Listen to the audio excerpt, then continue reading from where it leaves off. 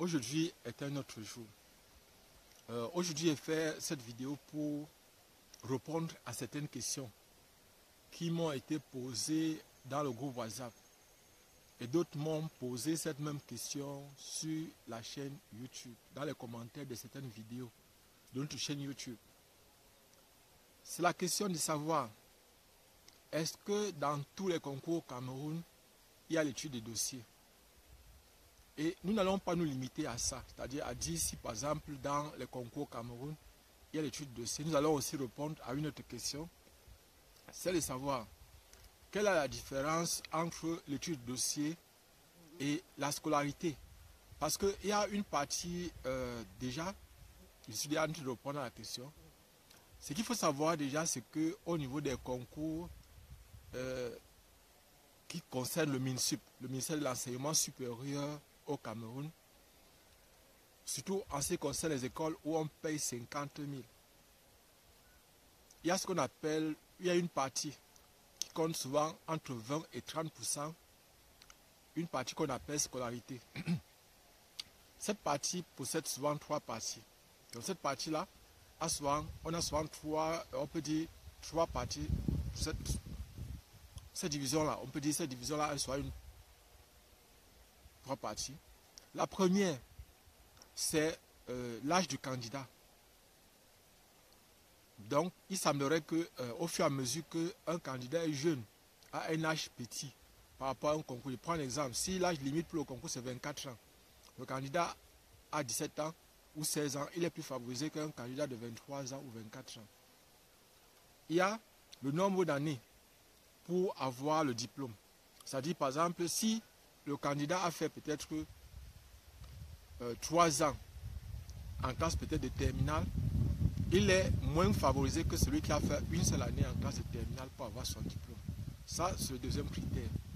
Troisième critère, maintenant, c'est la moyenne au probatoire et au baccalauréat, c'est-à-dire le DCA A-Level ou encore le DCA O-Level. C'est-à-dire, DCA O-Level, le DCA A-Level, c'est le nombre de matières qu'on a. Le nombre de matières et aussi la moyenne qu'on a. Si on a un A+, ou bien un A-, ou un B, ou un B+, ça dépend. Et là, par exemple, en fonction de ça, vous serez favorisé. Par exemple, une personne qui a 14 de moyenne sera plus favorisée qu'une personne qui a 12 de moyenne. Ça, c'est le principe. Ça, c'est la théorie. Je voudrais vous dire une chose. En pratique, on va partir sur les bases d'une chose que vous connaissez déjà. Je vais m'appuyer sur quelque chose de simple que vous connaissez déjà. Prenons le cas du baccalauréat. En fait, au baccalauréat, il doit avoir minimum 3 correcteurs sur chaque copie. Mais en pratique, ça c'était en théorie. En pratique, combien de personnes corrigent vos copies au baccalauréat ou au probatoire? Un seul correcteur. C'est quand il y a problème que maintenant notre correcteur peut venir corriger. Et vous voyez donc que s'il y a un seul correcteur qui corrige vos copies, très souvent, ça c'est en pratique. Ça veut dire aussi qu'au niveau du concours, les mêmes choses peuvent se reproduire. C'est-à-dire, en principe, on dit dans les concours que il y a une partie 70%, entre 70 et 80%, c'est l'écrit. C'est le jour que vous écrivez là. Si vous écrivez bien, vous allez réussir. Et entre 20 et 30%, c'est la scolarité. Mais en fait, dans la pratique, très souvent, on se limite beaucoup plus à la scolarité. Et c'est dans le cas où il faut délibérer. Je prends un exemple. C'est un concours, par exemple, où il y a un regard particulier. C'est-à-dire où il faut tenir compte de la régionalisation, de l'équilibre régional. C'est à ce moment-là que, par exemple, la scolarité et tout ça peuvent beaucoup compter. Mais c'est un concours où on veut les meilleurs, où on doit prendre seulement ceux qui ont les bonnes moyennes. On ne va pas tenir compte de votre scolarité. Parce que normalement, la scolarité est là pour les candidats qui ne sont pas en forme le jour de la concours. C'est beaucoup plus ça. C'est-à-dire, par exemple, si une personne est habituée à avoir peut-être 17 de moyenne en classe, et que le jour, par exemple, du concours, il arrive que la personne soit fauchée, la personne ait seulement 14 de moyenne, alors qu'elle a l'habitude d'avoir 17. On peut voir que non, ça c'est un candidat qui est habituellement fort. On ne sait pas ce qu'il a pris, peut-être qu'il a été stressé par le concours, et on va tenir compte de ça. C'est la raison pour laquelle il y a cette partie, la scolarité. Et on encourage aussi les personnes qui fréquentent rapidement, qui fréquentent vite. Parce que je voudrais, et c'est là où alors vient ce que j'avais à prononcer aussi en ce qui concerne cette vidéo, c'est ça cette personne-là qui disent que les répétitions ne servent à rien et que le candidat doit apprendre à travailler seul et que par exemple les personnes qui sont dans les écoles privées sont souvent défavorisées lorsque elles arrivent au niveau des universités. Je veux dire tout ça est faux. Tout ça est faux parce que d'habitude, ceux qui arrivent à l'université, que ce soit ceux qui ont fait les lycées d'enseignement général, c'est-à-dire le public, ou ceux qui ont fait le privé, eux tous ont les mêmes difficultés. C'est vrai que ceux qui s'adaptent, ceux qui comprennent le plus rapidement possible dans les groupes de répétition sont les gens qui ont fait le privé. C'est-à-dire ceux qui sortent par exemple dans des écoles privées. Ce sont elles qui s'en sortent mieux parfois aux répétitions que ceux-là qui ont appris à se débrouiller. Parce que ceux qui ont appris à se débrouiller, ceux sont souvent têtus. Je vais prendre un exemple pour que vous puissiez bien comprendre. À quoi ça sert à une personne de faire le bac 3 fois ou de faire le bac 5 fois, alors qu'il y a une personne là qui peut t'aider à faire ton bac une fois et que le baccalauréat même que tu obtiens là va t'aider à entrer dans une grande école. Et dans la grande école là, la moyenne que tu as eu au baccalauréat ou bien au probatoire ou d'ici A-level et d'ici O-level, ça va beaucoup compter. Or, ces personnes vous disent de vous battre par vous-même, de ne pas faire les cours de répétition. Parce que selon elles, il faut que vous échouez et que vous ratez votre vie. Ça, bon, ça c'est ce que moi j'ai déduit parce que une personne qui fait les cours de répétition, je ne parle pas, il faut faire la différence entre l'assistanat et les répétitions. Un assistant, celui qui vient assister un élève, c'est celui-là qui vient aider l'élève à résoudre ses problèmes. Nous ne sommes pas là, nous sommes là pour apprendre l'élève ou l'étudiant à s'adapter, à s'en sortir seul si possible. On apprend à l'étudiant à mieux étudier. Pour vous, faites l'expérience, ceux qui sont venus par exemple dans notre groupe de prépa, vous avez vu la façon dont nous travaillons. On ne vient pas vous dire que par exemple, voilà la correction de ceci, non, c'est pas comme ça. On travaille avec vous. On vous aide à comprendre les méthodes qui sont faciles et rapides. Ceux qui acceptent de comprendre vont mieux s'en sortir au concours que toute autre personne. Vous avez vu par exemple, lorsque vous conseillez souvent d'aller travailler les anciens sujets.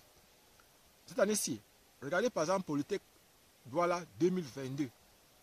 Sciences cursus ingénieur. Regardez aussi 2024. L'exercice 3 de maths, vous allez voir que l'exercice est revenu.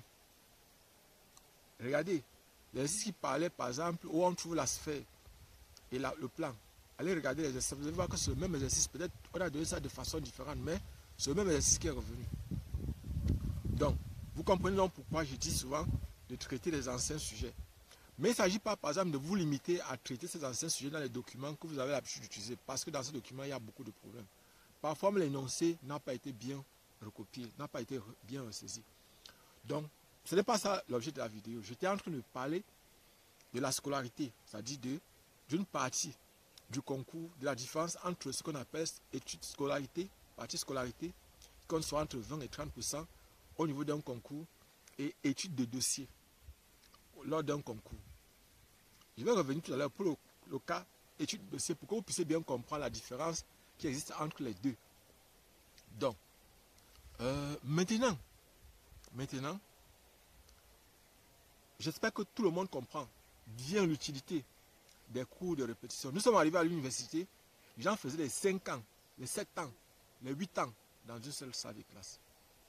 Beaucoup de personnes trichaient et les gens cherchaient les voies et moyens pour acheter les diplômes, pour tricher, pour faire les trucs. Mais avec ces cours de répétition, ça a redonné de la valeur aux gens. C'est-à-dire, les personnes ont compris qu'elles pouvaient travailler par elles-mêmes et réussir, qu'elles pouvaient s'en sortir par elles-mêmes. Et que vous ne pouvez pas imaginer, par exemple, quand une personne doit faire la recherche et qu'elle comprend bien avant d'arriver à la recherche. Je vais vous expliquer pour que vous puissiez bien comprendre.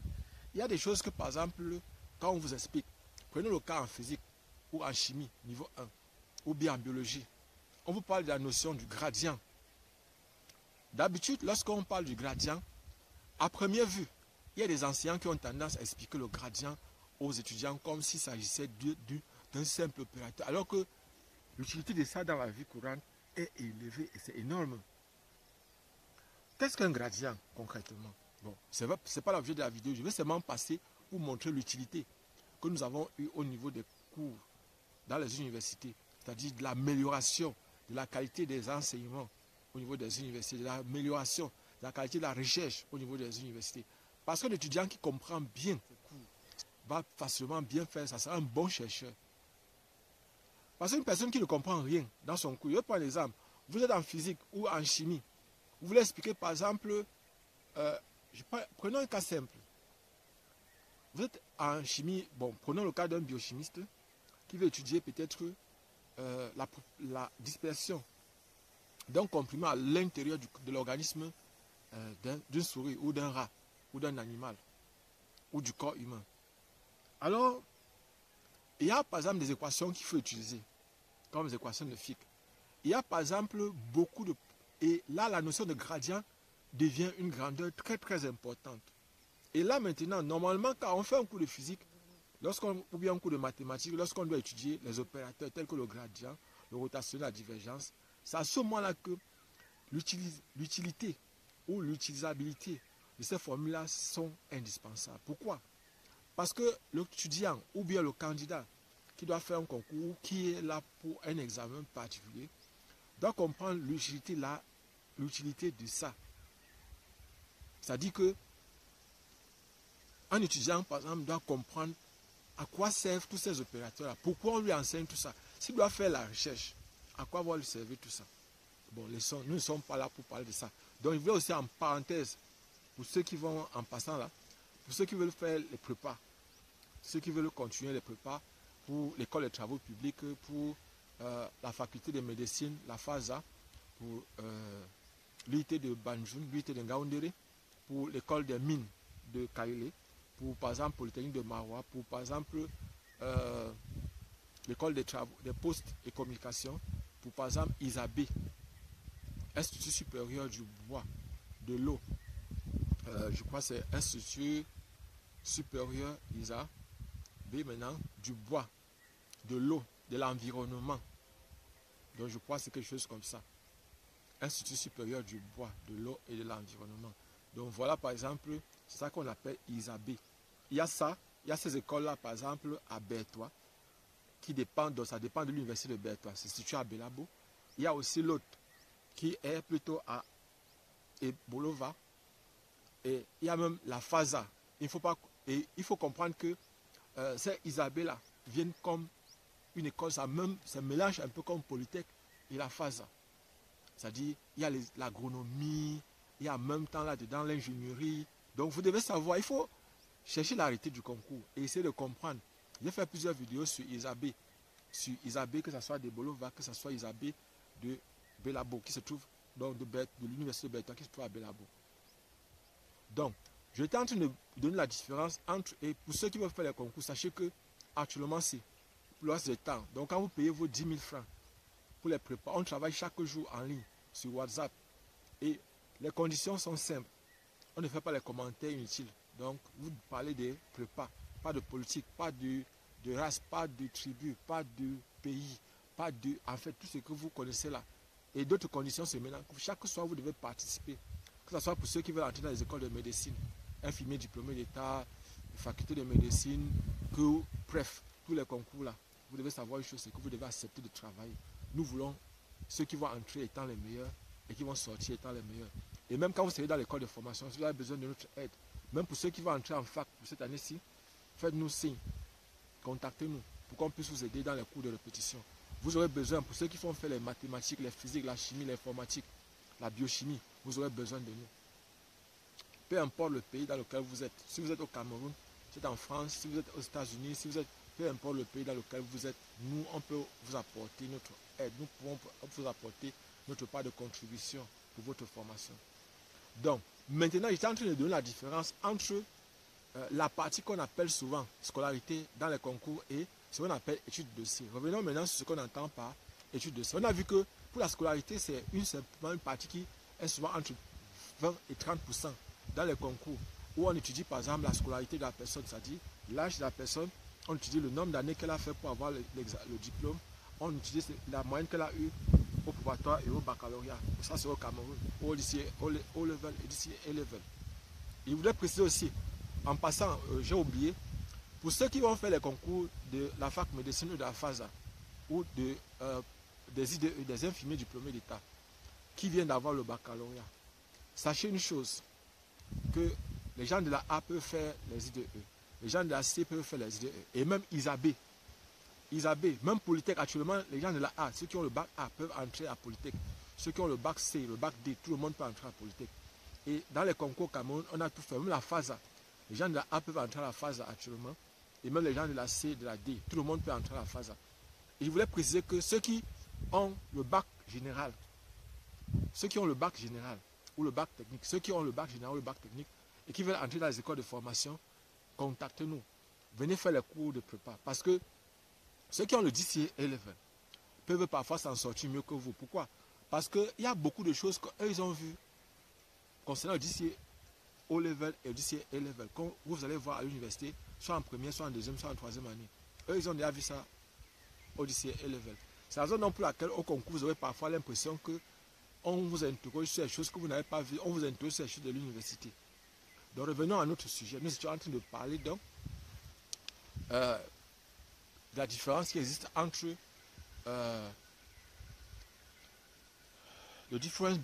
la différence entre l'étude de dossier et la scolarité. On a dit que la scolarité, c'est une partie d'un concours qui a l'écrit et la pratique, et l'écrit et une partie théorique. Parce qu'à l'époque, il y avait ce qu'on appelle l'oral. On a enlevé l'oral sur la plupart des concours Cameroun. Actuellement, l'oral, ça reste dans les concours comme les NAM. En dehors de l'INAM et peut-être de l'IRIC, je ne sais pas s'il y a encore de l'oral dans ce concours. On a tout enlevé. Donc, la scolarité, c'est donc une partie des notes qui compte souvent entre 20 points et 30 points sur 100 points au total. Les 70 et 80 points, c'est l'écrit. À un concours au niveau du Cameroun. Maintenant, étude du dossier, c'est quoi? Comme par exemple, je vais prendre l'exemple d'un concours qu'on a lancé cette année-ci, en 2024, et qui concerne l'étude de dossier uniquement.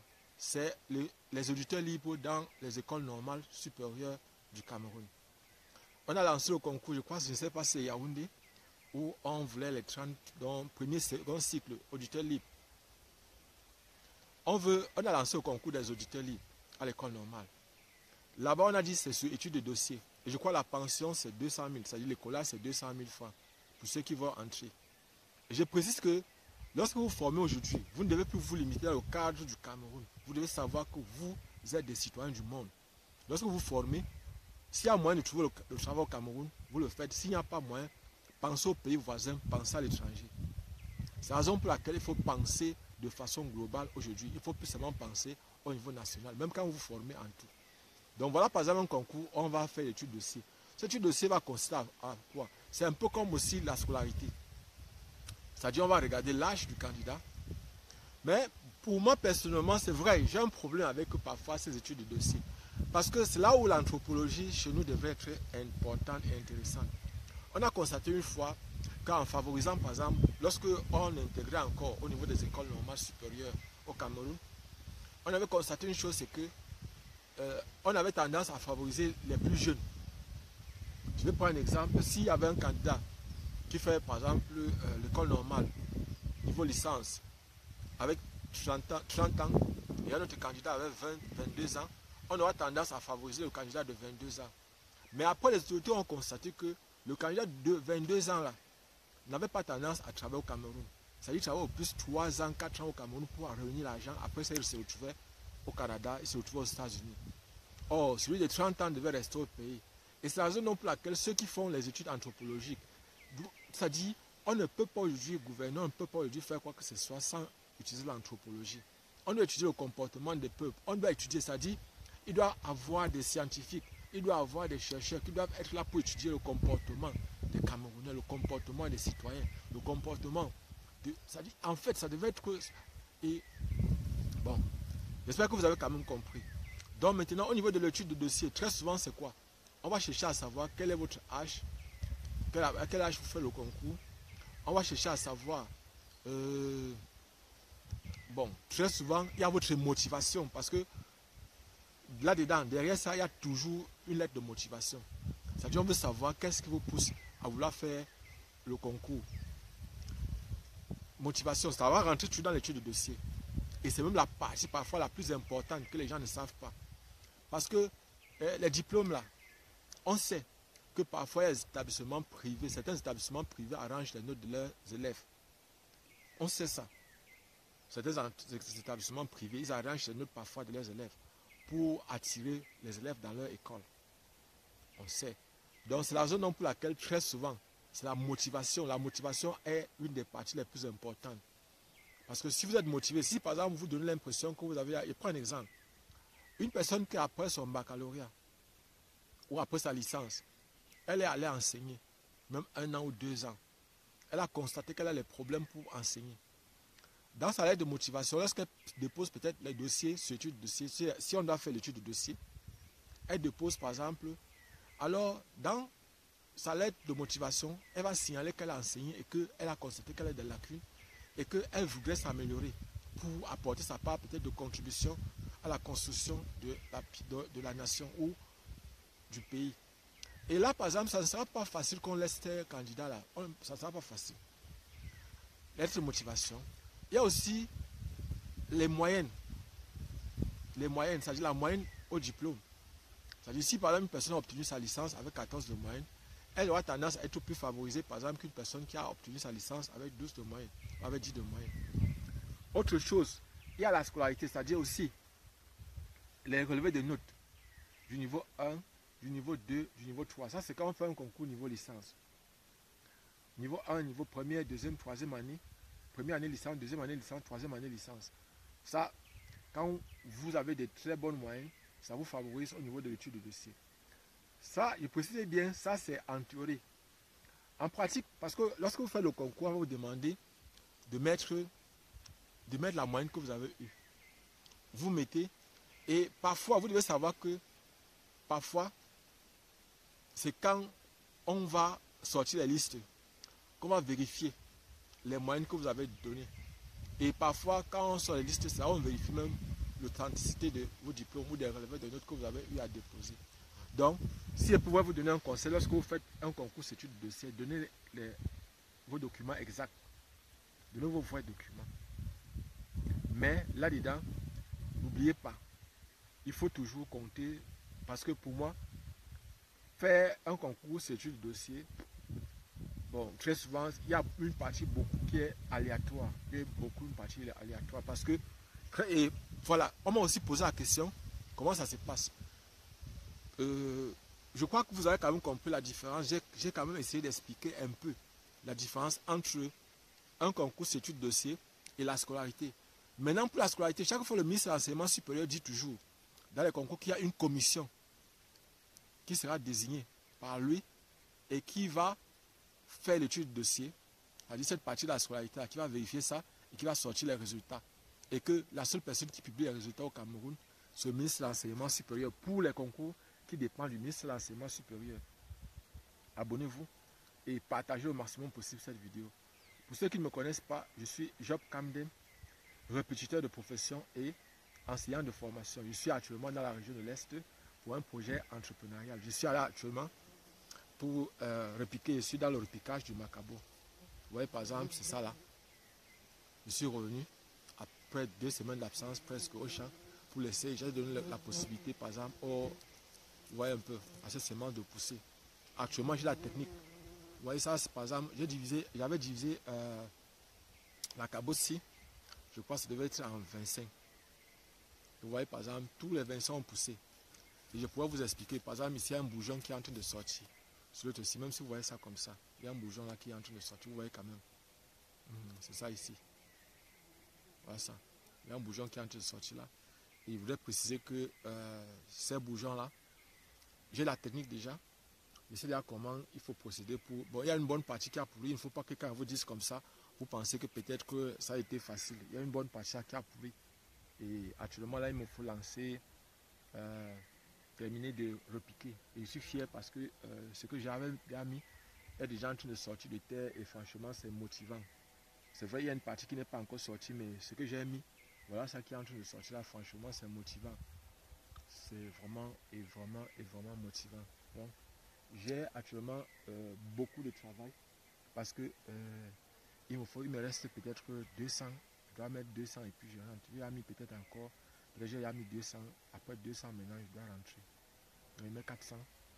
400 au sol, je creuse 400 trous et je mets en nettoyant. Tout ça, il faut nettoyer. Vous voyez, par exemple, derrière moi là, vous observez par exemple que j'ai nettoyé une bonne partie là.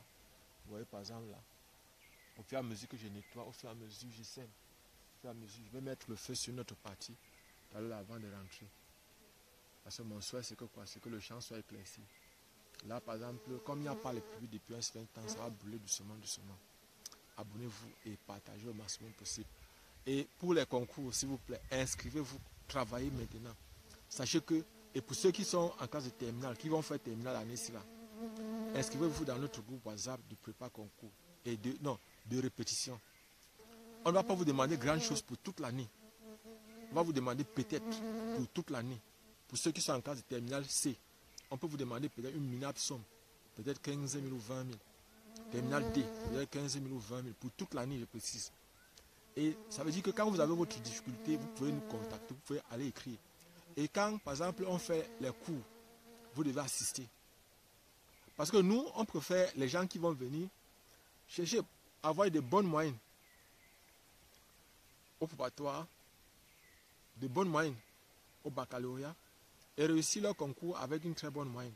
Je vous ai dit à plusieurs reprises que nous, on fait souvent que les personnes réussissent au concours et elles échouent au bac. Si elles échouent au bac, ça veut dire qu'elles n'ont pas travaillé de la même façon qu'on a travaillé avec elles pendant les prépas concours. Et je voudrais préciser aussi que il y a des personnes, je me souviens quand je faisais mon stage au lycée bilingue d'application de Yaoundé. Alors, il y a une fille qui reprenait la terminale D. Bon, la première année, elle n'a pas fait terminale D, elle a fait terminale C. Elle avait eu 11 de moyenne. Or, elle pensait qu'elle pouvait réussir à avoir 14 de moyenne. Mais elle a changé. Comme on ne peut pas avoir deux bacs C au Cameroun, parce qu'on a un seul matricule, on a un seul nom, un seul matricule, on peut avoir deux bacs C. Vous pouvez avoir un bac C, un bac D, un bac A, un bac technique. Vous pouvez avoir plusieurs bacs, mais ça doit être des bacs différents. Elle a donc repris le bac D. Et l'année là, elle a eu le bac avec 15 de moyenne. Parce que nous, on était là. Elle a eu 15 de moyenne au bac. Et après ça, elle a eu la bourse. C'est la bourse qu'elle visait. Or, au lieu de faire 2 ans comme elle, de perdre le temps, mieux vous vous inscrivez et vous travaillez toute l'année avec nous. Pour les concours aussi, même si vous êtes en fac, même si vous êtes encore en terminale, vous pouvez vous inscrire pour préparer les concours. Nous allons vous informer constamment dans le groupe WhatsApp sur les concours qui vont venir. Par exemple, les hameaux, les concours de bourse. On vous a amené à faire ces concours-là, même si vous êtes encore en classe de terminale, même si vous êtes en première année à l'université, on vous prépare pour ces concours. Il y a l'ICA, il y a les hameaux, il y a les hamacs. En fait, il y a beaucoup.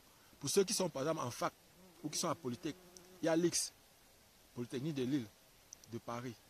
Donc vous devez savoir une chose, c'est que nous sommes là pour les préparer. On a 20 ans d'expérience professionnelle dans les répétitions, dans les prépas concours universitaires. Dans les répétitions universitaires, dans les prépas concours.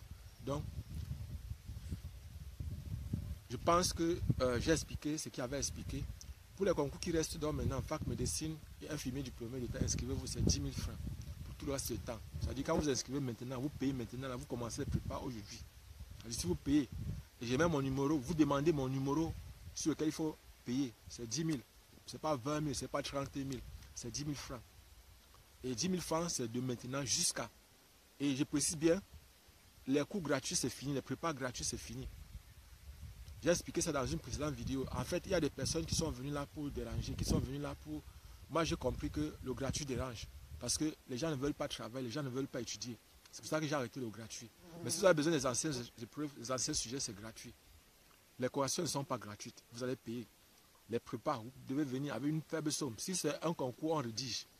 Venez avec 5 000 de maintenant jusqu'à votre concours. C'est un concours où il y a les QCM, les questions à choix multiples. Venez avec 10 000 francs, inscrivez-vous et travaillez. On se voit prochainement. Inch'Allah.